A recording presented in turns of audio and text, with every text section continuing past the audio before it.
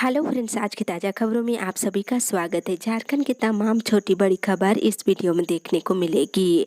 सबसे पहले बड़ी खबर, झारखंड के 32 लाख बच्चों को मिलेगा राशन का पैकेट। एक बड़ी खबर की झारखंड के प्राथमिक और मध्य विद्यालयों के 32 लाख छात्र छात्राओं को सूखा राशन का पैकेट देने की तैयारी चल रही है।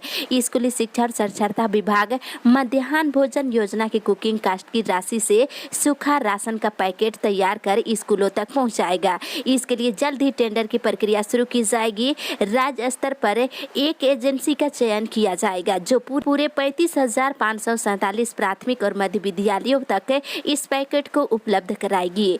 स्कूली शिक्षा और साक्षरता विभाग के इस प्रस्ताव पर वित्त विभाग और विधि विभाग ने सहमति दे दी है। अब इसे कैबिनेट में रखा जाएगा, जहां मंजूरी मिलने के बाद टेंडर की प्रक्रिया शुरू की जाएगी। वहीं इस पैकेट में कई तरह की सामग्री होगी, जिसमें चने की दाल, सरसों की तेल, आलू, नमक पहले से ही निर्धारित है। सरकार अन्य सामग्री भी शामिल कर सकती है। इसी के साथ ही अगली बड़ी खबर, नियुक्ति के लिए टेट पास अभ्यर्थियों को देनी होगी परीक्षा।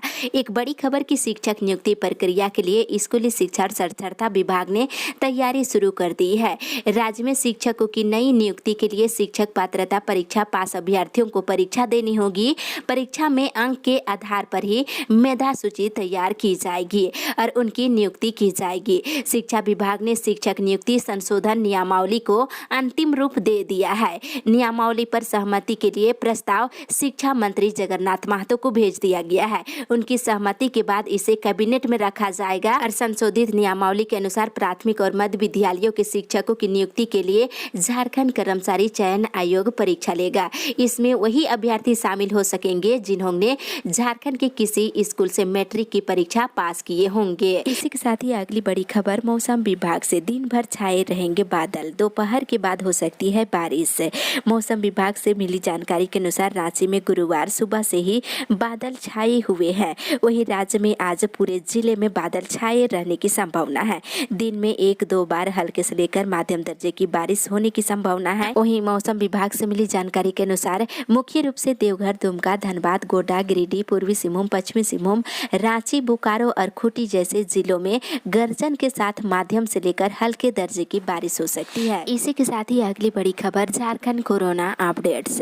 झारखंड में पिछले 24 घंटे के दौरान कोरोना के 31 नए मरीज मिले हैं, जिसमें देवघर से 1, धनबाद से 2, दुमका से 1, पूर्वी सिंहभूम से 1, गोड्डा से 2, खूंटी से 2, रांची से 21 और पश्चिमी सिंहभूम जिले से 1 नए मरीज मिले हैं। वहीं पिछले 24 घंटे के दौरान 32 मरीज स्वस्थ हुए हैं, जिसमें बोकारो से 1, धनबाद से 1, पूर्वी सिंहभूम से 2, गिरिडीह से 1, कोडरमा से 2, लोहरदगा से 3, पाकुड़ से 1, रामगढ़ से 2, रांची से 17, साहिबगंज से 1 और पश्चिमी सिंहभूम जिले से 1 मरीज स्वस्थ हुए हैं। वहीं राज्य में एक्टिव केस की संख्या 139 हो गई है, जिसमें बोकारो में 1, धनबाद में 13, पूर्वी सिंहभूम में 10, गिरिडीह में 2, जामताड़ा में 11, खूंटी में 5, कोडरमा में 2, लातेहार में 2, लोहरदगा में 11, पाकुड़ में 1, रामगढ़ में 6, रांची में 67, साहिबगंज में 1, सरायकेला में 6, सिमडेगा में 1 और पश्चिमी सिंहभूम जिले में 1 एक्टिव केस है। इसी के साथ ही अगली बड़ी खबर, कल्याण विभाग के छात्रों को टैब देने का रास्ता साफ है।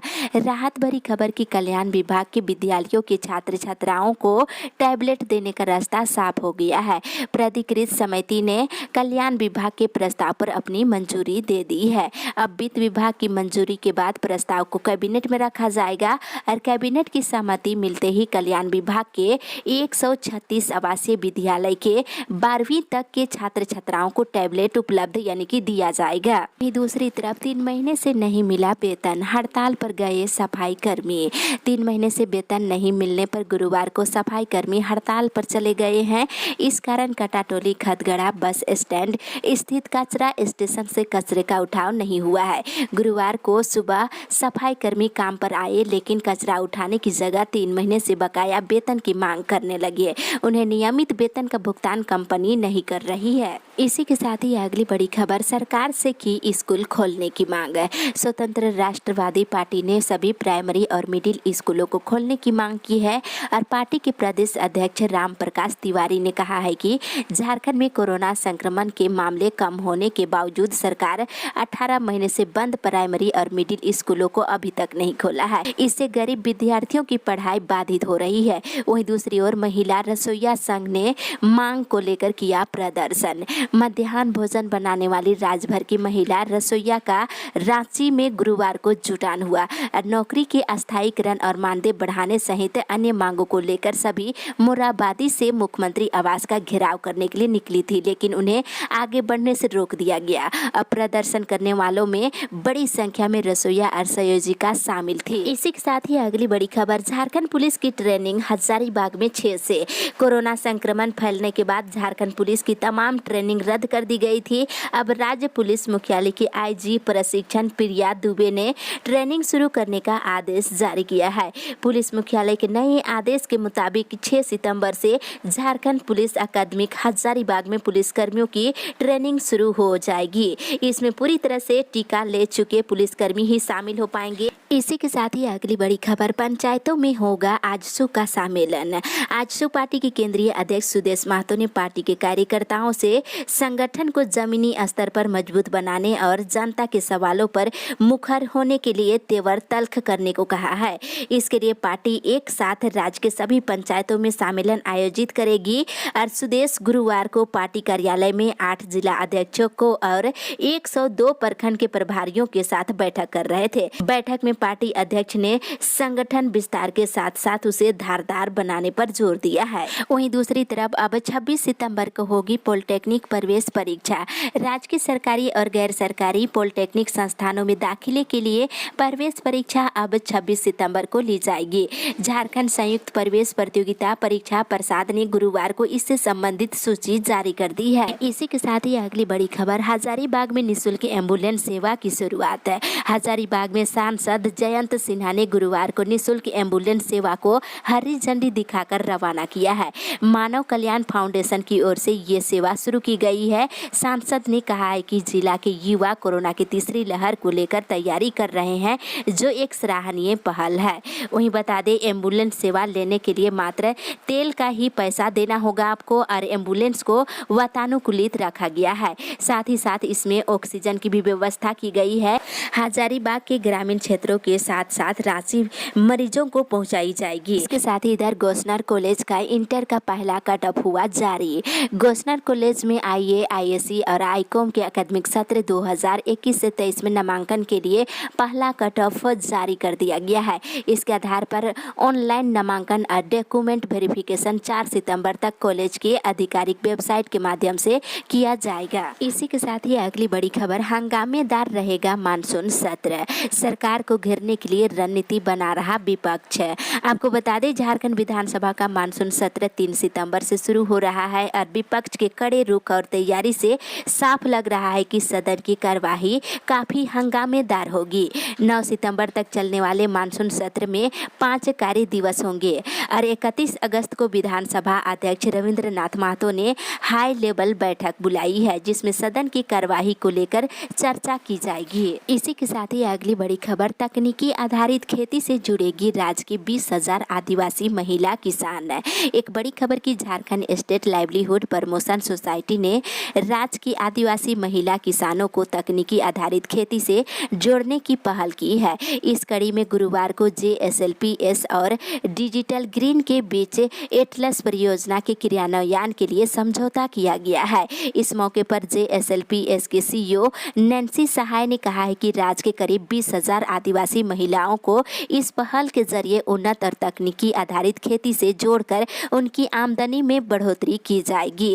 और नैन्सी सहाय ने कहा है कि मुख्यमंत्री के निर्देश पर राज्य में हड़िया दारू बनाने और बिक्री से जुड़ी महिलाओं को सम्मानजनक आजीविका से जोड़ा जा रहा है। इसी के साथ ही अगली बड़ी खबर, 2000 से अधिक मेडिकल और नर्सिंग छात्रों की अस्पतालों में होगी तैनाती। इधर बताते चले, कोरोना से निपटने और लोगों को सहज स्वास्थ्य सुविधा उपलब्ध कराने को अस्थायी नियुक्ति होने तक मेडिकल और नर्सिंग के 2331 विद्यार्थियों की तैनाती सरकारी अस्पतालों में की जाएगी।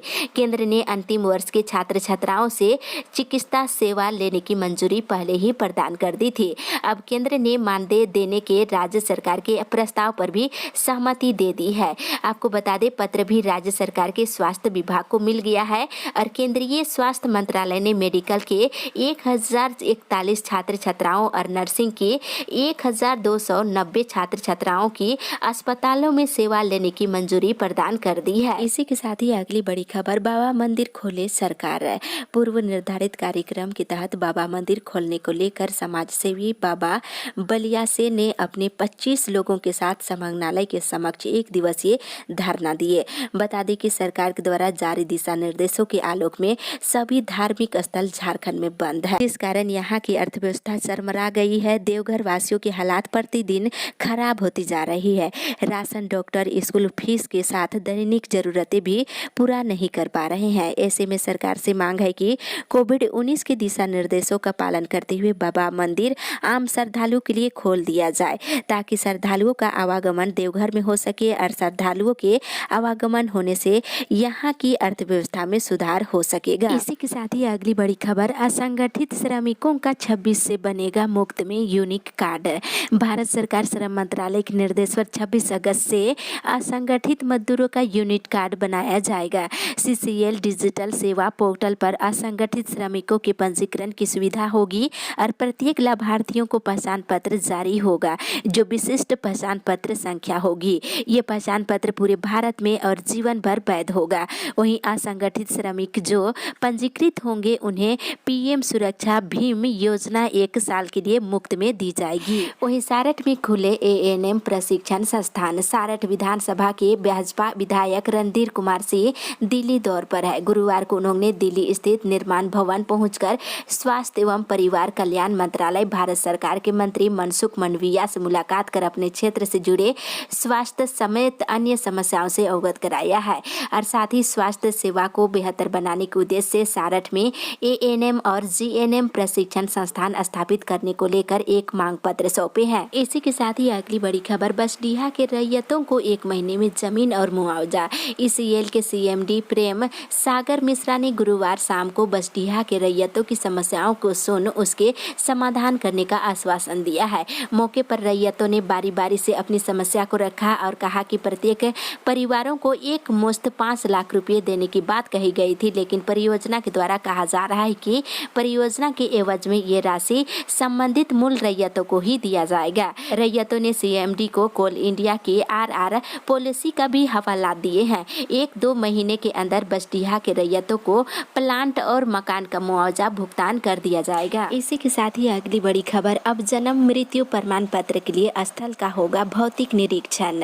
एक बड़ी खबर कि अगर आपने अपने स्वजन का जन्म या मृत्यु प्रमाण पत्र के लिए आवेदन कर रखा है तो अब आपको अभी कुछ और दिन इंतजार करना पड़ सकता है। पहले केवल कागजी साक्ष्यों को आधार मानकर ही प्रमाण पत्र निर्गत कर दिया जाता था, लेकिन लगातार मिल रही गड़बड़ियों को देखते हुए इसके बाद जो है नियम में बदलाव कर दिया गया है। अब सक्षम पदाधिकारी आपके आवेदनों को अग्रसरित करने के पहले स्थल का भौतिक सत्यापन तो करेंगे ही, साथ ही आपके द्वारा दिए गए आवेदन के साथ संलग्न दस्तावेजों की जांच भी करेंगे। इसके बाद प्रमाण पत्र निर्गत करने की कार्रवाई सक्षम पदाधिकारी द्वारा की जाएगी। इसी के साथ ही अगली बड़ी खबर, 89 मॉडल स्कूलों में नियुक्त होंगे अंग्रेजी माध्यम के 979 शिक्षक। राज्य में राष्ट्रीय माध्यमिक शिक्षा अभियान के तहत खोले गए 89 मॉडल स्कूलों में पहली बार अस्थायी शिक्षकों की नियुक्ति की जा रही है। स्कूली शिक्षा और साक्षरता विभाग के द्वारा इन स्कूलों में शिक्षकों की नियुक्ति के लिए नियुक्ति नियमावली को अंतिम रूप देने की कवायदा की जा रही है। इन स्कूलों में कुल 979 स्नातकोत्तर प्रशिक्षित शिक्षकों की नियुक्ति की जाएगी। वहीं दूसरी ओर शिक्षक नियुक्ति से पहले हो जेटेट की परीक्षा। बता दें, गोमिया विधायक डॉक्टर लंबोदर महतो ने राज्य के शिक्षा मंत्री जगन्नाथ महतो से आगामी प्राथमिक और माध्यमिक स्कूल शिक्षक बहाली से पहले झारखंड शिक्षक पात्रता परीक्षा 2021 का आयोजन करने का आग्रह किए हैं। उन्होंने शिक्षा मंत्री को इस बात से अवगत कराया है कि वर्ष 2016 के बाद झारखंड में जेटेट की परीक्षा का आयोजन नहीं हो सका है। शिक्षा के अधिकार अधिनियम के तहत प्रत्येक वर्ष जेटेट का आयोजन होना जरूरी है। इसी के साथ ही अगली बड़ी खबर, हिंदी, भोजपुरी और मैथिली को क्षेत्रीय भाषाओं में किया जाए शामिल। लोक जनशक्ति पार्टी ने मुख्यमंत्री हेमंत सोरेन को पत्र लिख करके लगातार नई नियोजन नीति में संशोधन का सुझाव देते हुए इसमें हिंदी, भोजपुरी और मैथिली भाषाओं को क्षेत्रीय भाषाओं में शामिल करने का आग्रह किए हैं।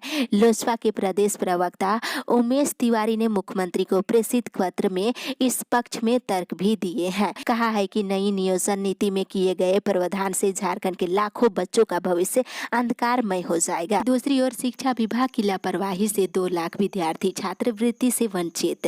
शिक्षा विभाग की लापरवाही के कारण आज छात्रों को सरकार की ओर से मिलने वाली सुविधाओं से वंचित रहना पड़ रहा है। सरकारी योजनाओं का लाभ विद्यार्थियों को समय पर नहीं मिल रहा है। रांची जिला के अंतर्गत 2 लाख विद्यार्थी ऐसे हैं जिन्हें कल्याण विभाग की ओर से छात्रवृत्ति दी जानी है। ये सभी प्री मैट्रिक वर्तमान सत्र के विद्यार्थी हैं जिन्हें छात्रवृत्ति कक्षा 1 से लेकर कक्षा 10 तक देना है। कल्याण विभाग की ओर से बार बार छात्रों की सूची विभाग से मांगे जाने के बावजूद नहीं उपलब्ध कराने से विद्यार्थियों को योजनाओं का लाभ नहीं मिल रहा है, जिसके कारण छात्रों के खाते में अब तक छात्रवृत्ति की राशि नहीं पहुंच सकी है। वहीं दूसरी ओर अस्थायीकरण की मांग को लेकर मंत्री को सौंपा ज्ञापन।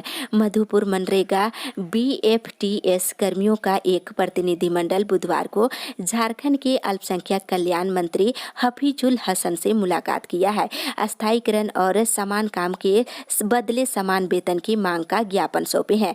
मांग पत्र में सभी BFTS कार्यकर्ताओं ने कहा है कि मनरेगा के अंतर्गत कार्यरत BFTS का कार्य दिवस 20 दिनों के स्थान पर मासिक कार्य दिवस करते हुए अस्थायीकरण और समान काम के बदले समान वेतन देने की मांग किए हैं।